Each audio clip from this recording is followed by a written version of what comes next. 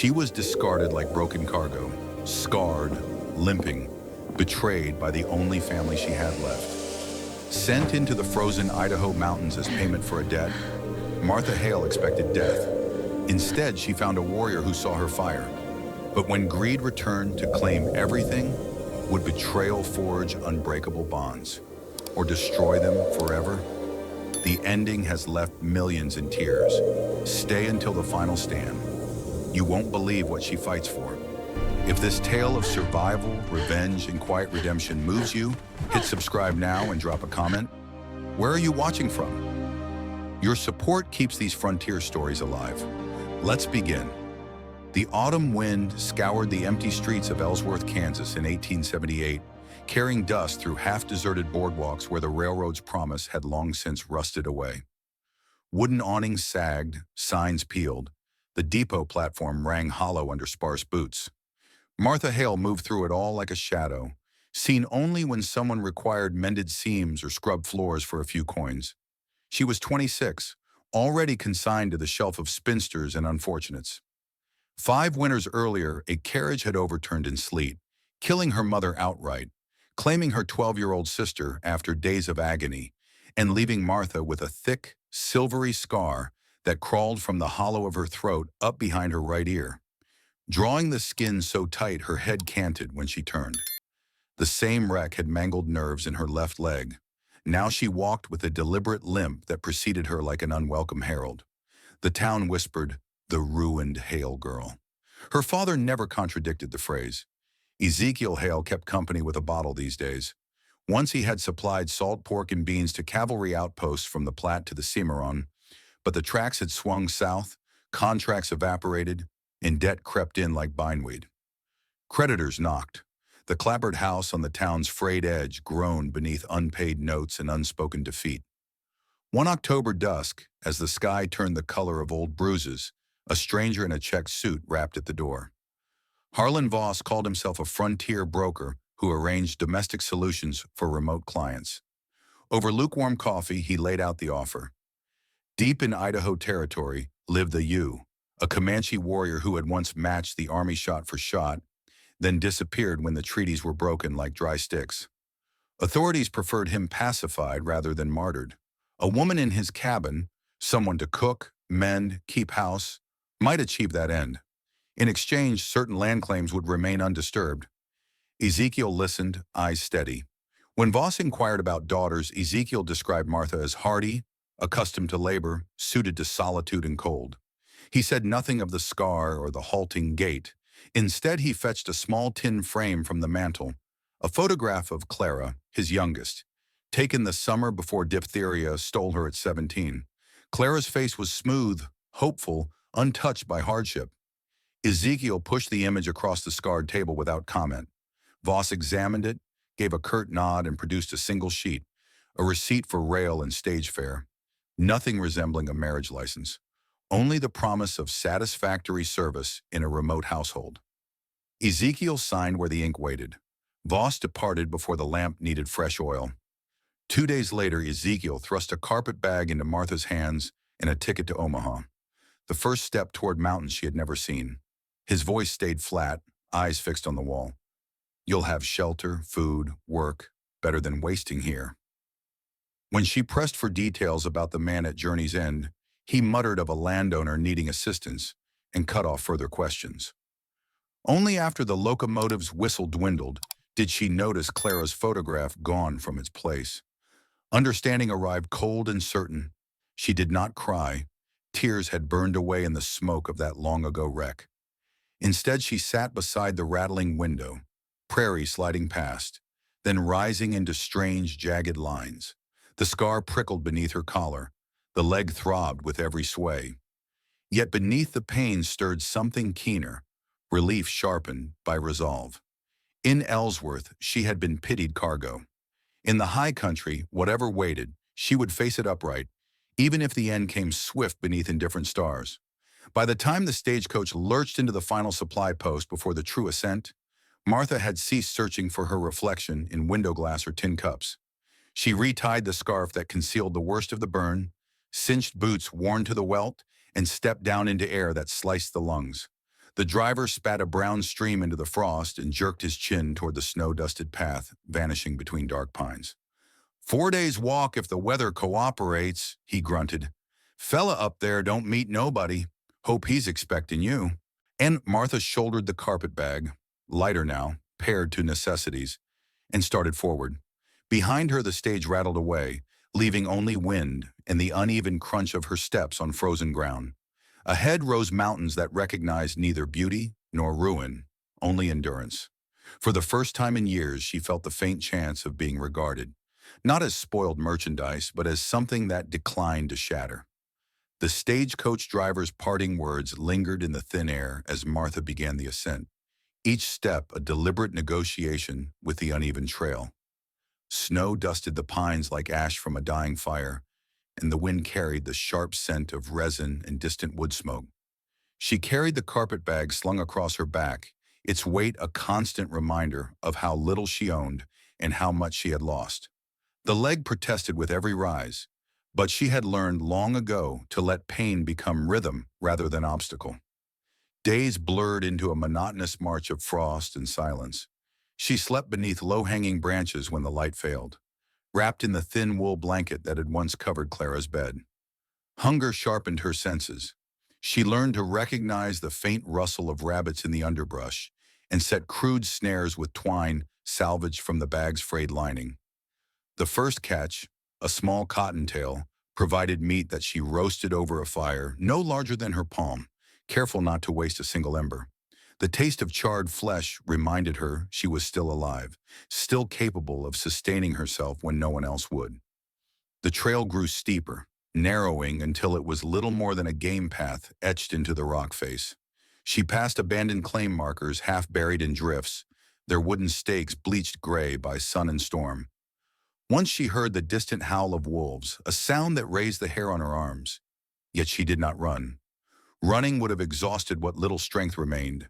Instead, she built the fire higher that night, feeding it branches until the flames threw long shadows across the snow. And she sat with her back to a boulder, knife in hand, waiting for dawn. By the fourth morning, the mountains had closed around her like a clenched fist. The air thinned until breathing felt like drawing glass into her lungs. She crested a final ridge and saw it.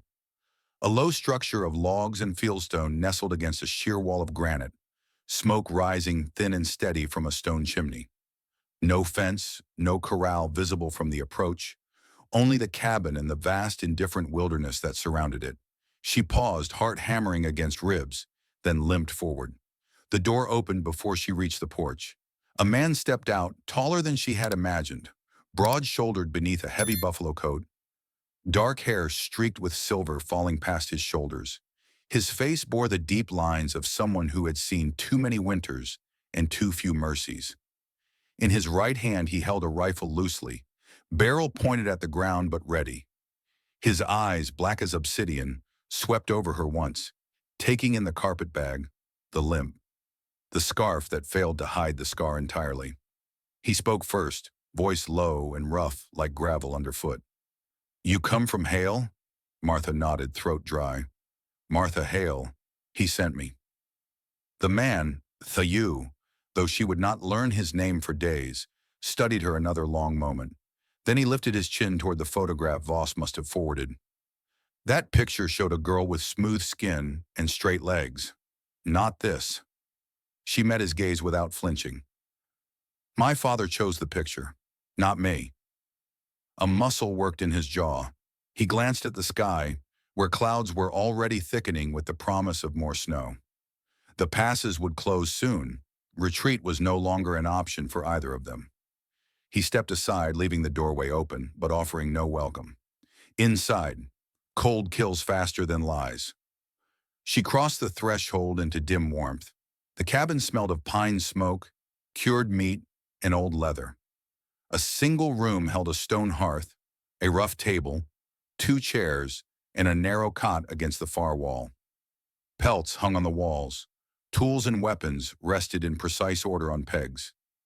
Everything spoke of self-reliance earned through necessity. Tļa-yoʉʉ barred the door behind her, then moved to the fire and stirred the coals without speaking. Martha set the carpet bag down carefully, waiting. When he finally turned, his expression remained unreadable. "You stay because winter traps you," he said. "Not because I asked. You cook, you clean, you mend. What needs doing? When snow melts, you leave. No debt, no claim." She understood the terms. Temporary shelter, nothing more. Trust had been burned out of him long ago, just as fire had marked her flesh. She removed her coat, hung it on a peg, and rolled up her sleeves. "I know how to work." He watched her move to the hearth, where a pot of beans simmered. She added salt from her own small pouch, stirred once, then stepped back. "Your support lets these frontier stories reach others who need reminding that endurance is its own kind of victory. It costs nothing, and it means the next chapter finds more listeners like you." Spring crept in reluctantly, melting snow into rivulets that carved new channels down the slopes.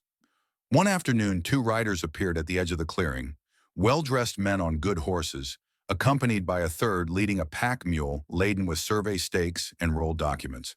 They halted at a respectful distance, hats tipped back, voices carrying clearly across the thinning snow. The leader, a lean man in a gray wool suit, raised a gloved hand. "Mr. Tļa-yoʉʉ? Name's Harlan Voss, same broker who arranged your domestic arrangement last fall. We've come to discuss the right-of-way through this ridge. Mr. Ezekiel Hale signed over access in consideration of services rendered." The youth stood motionless on the porch, rifle cradled in the crook of his arm. Martha stepped out beside him, coat unbuttoned against the sudden warmth. Voss unfolded a document, holding it at arm's length. "The agreement stipulates that a union, formal or common law, secures passage for mining interests. No union, no passage. But the girl's presence here satisfies the terms. We're prepared to compensate fairly." Martha felt heat rise beneath the scar. "My father traded a photograph of my dead sister and sent me instead. There was no union offered, only exile." Voss smiled thinly. "Courts care little for sentiment, miss. They care for signatures and occupancy. This ridge holds copper, enough to make men wealthy. Step aside, and everyone profits." The youth's voice cut through the air like a drawn blade. "This land was never yours to grant. Hale had no claim to sell." The second rider shifted, hand drifting toward his holster. "Law says otherwise. We'll be back with papers and deputies if need be." They turned their horses and rode out, leaving stakes driven into the softening earth like markers of possession. Inside the cabin, silence returned, thicker now, edged with accusation. "Tļa-yoʉʉ faced her across the hearth. You knew nothing of this?" "Nothing," she answered, meeting his gaze. "But blood is blood. If my father's hand is in it, then part of the blame rests here." He studied her a long moment, then turned to the window where the stakes stood dark against melting snow. "When they return, they will not ask twice." Outside, the first true thaw carried the scent of wet pine and exposed earth. Inside, two survivors weighed trust against the certainty of coming violence, knowing the mountains would soon decide who stayed and who bled. The thaw accelerated with ruthless speed, turning snowpack into rushing streams that undercut the trail and exposed the stakes Voss's men had driven like iron teeth into the earth. Martha watched from the porch as Tļa-yoʉʉ walked the perimeter each dawn, pulling the markers one by one and snapping them across his knee until the wood lay in splinters at his feet. He spoke little of the coming confrontation, yet the tension coiled in his shoulders and in the way he cleaned his rifle with methodical care, oiling every part until metal gleamed cold in the strengthening light. One morning he saddled the sturdy bay mare that had wintered in the lean-to shed and handed Martha the reins of the smaller gray gelding. "Ride down to Silver Creek," he said, voice flat. "Find your father if he's come west to seal the bargain. See what words he has when faced with the daughter he sold." She searched his face for any trace of trust restored, found only guarded distance. "And if I don't return, then the mountains keep what they claim." He turned away before she could answer, disappearing into the timber with his rifle slung across his back. The descent took most of the day, the gelding picking its way over mud-slick rock and swollen creeks. By dusk, Martha reached the ramshackle cluster of buildings that called itself Silver Creek. Saloon, assay office, livery, and a telegraph shack wired to the wider world. She tied the horse outside the only boarding house with a lamp burning and stepped inside, coat dripping meltwater onto the pine floor. Ezekiel sat at a corner table, nursing a tin cup of something dark, flanked by two men in city-cut coats who looked out of place amid the sawdust and tobacco haze. He did not rise when she approached. Recognition flickered in his eyes, then dulled into calculation. "You're alive," he said, the words carrying neither surprise nor relief. "Disappointed?" Martha kept her voice level, though the scar pulled tight across her throat. "You sent me with Clara's picture and a broker's promise. Now men come to claim land that never belonged to you." Ezekiel glanced at his companions, then back to her. "Business, Martha. The ridge holds copper worth more than either of us will see in a lifetime. Hale blood bought the right of way. You were the key that unlocked it." And one of the men leaned forward, voice smooth with practiced authority. "The agreement is binding. Common law occupancy satisfies the clause. Sign here acknowledging the union, and we'll see you compensated generously." Martha felt the room tilt, the old helplessness rising like bile. She looked at her father, searching for the man who once carried her on his shoulders through harvest fields. Found only a hollowed shell, eyes fixed on profit. "I am not property," she said, each word deliberate. "Not yours to trade, not theirs to claim. The scar you never looked at, the leg you never helped mend, they are mine. And so is my name on whatever paper you forged." Ezekiel's face darkened. "You always were stubborn. That fire should have taken you instead of Clara. At least she had value." The words struck harder than any blow. Martha straightened, refusing the flinch that wanted to come. "Then keep your value. I choose the mountains over your table." She turned and walked out, leaving the door swinging behind her. Outside, night had fallen cold and starless. She mounted the gelding and started the long climb back, the animal's hooves sucking at mud with every step. When she reached the cabin at first light, smoke rose thin from the chimney, but the door stood ajar. Tjourd waited inside, coat on, saddlebags packed, rifle across his knees. "You spoke to him," he said, not a question. "I did. He confirmed every suspicion.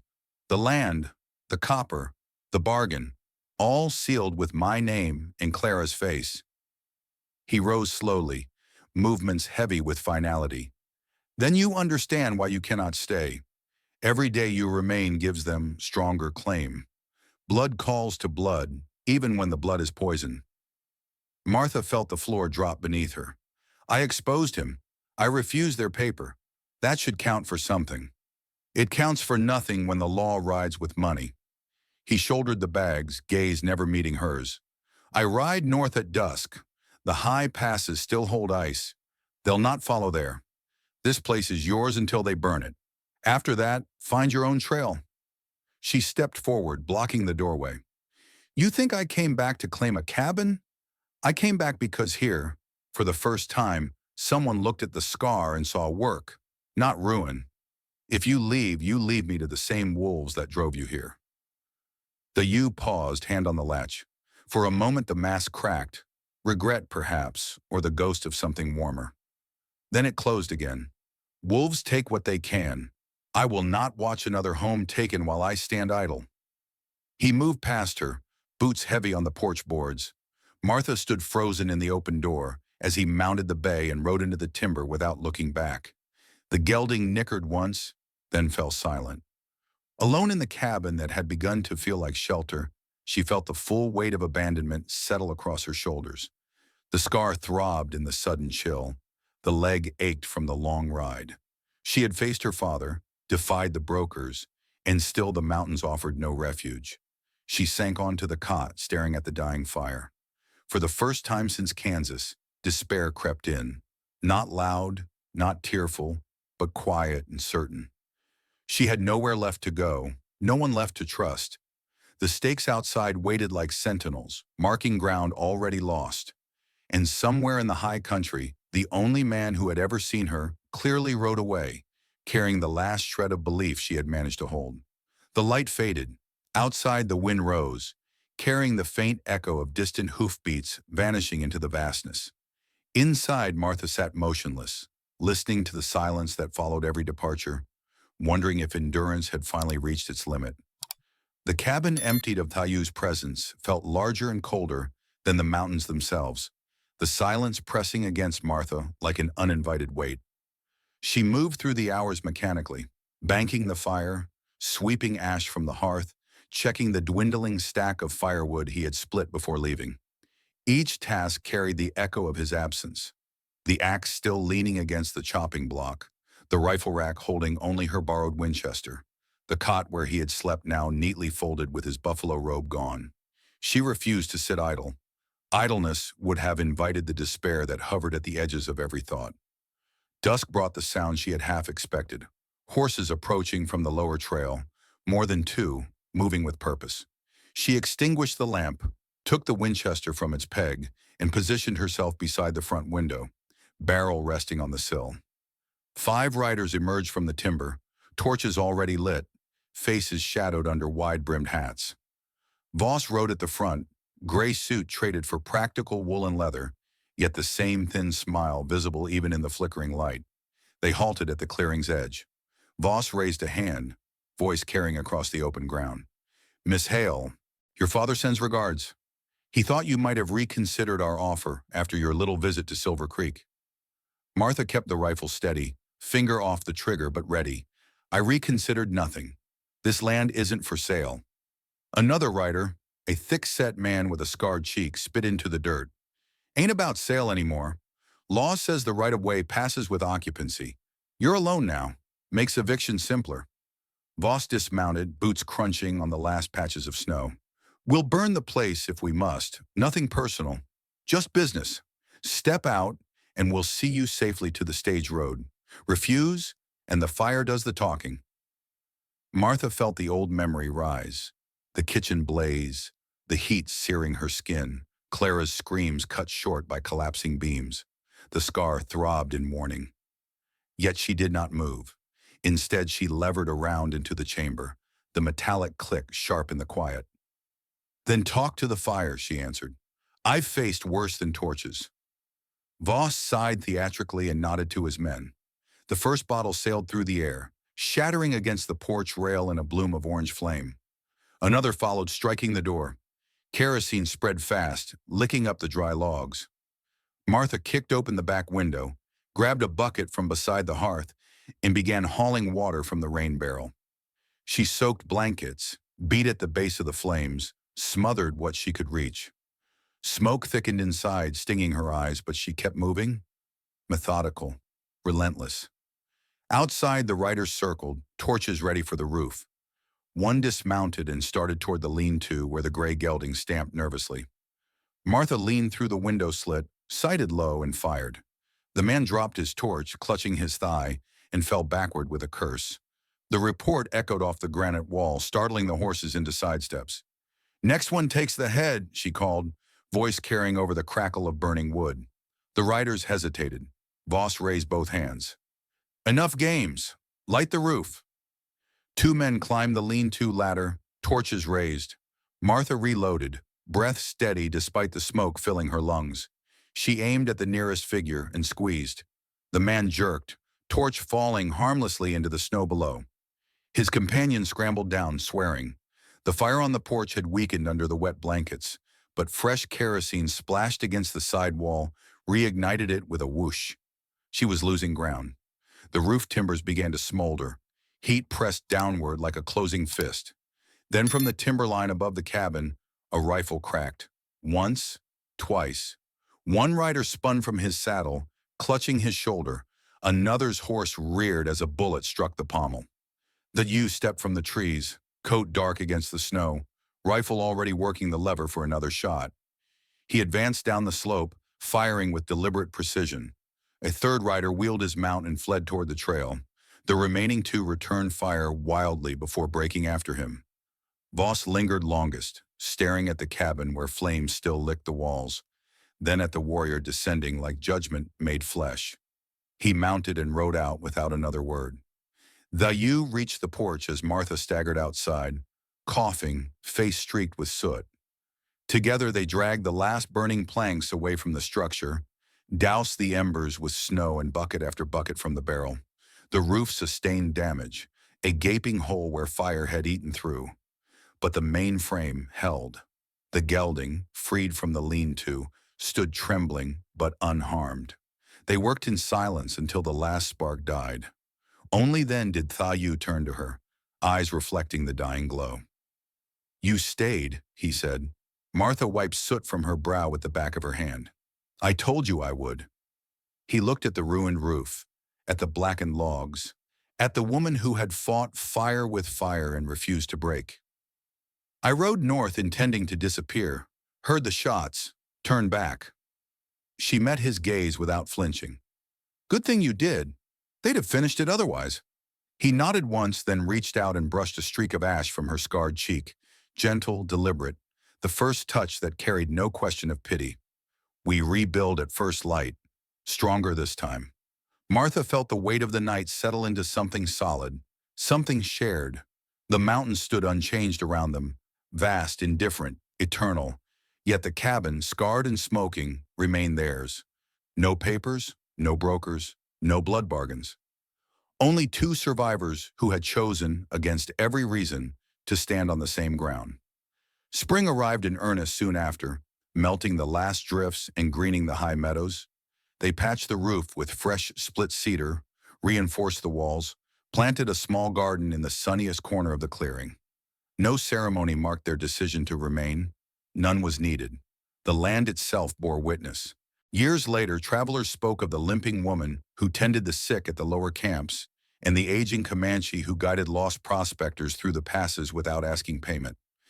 They lived quietly, fiercely as equals, who had stared down fire and found the others still standing when the smoke cleared. The West offered no promises, but it had given them this: a place where scars were not defects, but proof of having endured, and chosen to endure together. What did Martha's choice to stand her ground reveal about the true cost of survival? Do you believe she and Tŷ-yoʉʉ found something stronger than the land itself? Or was their bond forged solely by shared scars? Share your thoughts in the comments below. I read everyone and value the perspectives you bring to these stories. Your time and attention mean a great deal. I look forward to bringing you more tales of resilience on the frontier. Until the next chapter arrives, stay well. If this ending stirred something in you, hit that like button and subscribe so you never miss what comes next. See you soon.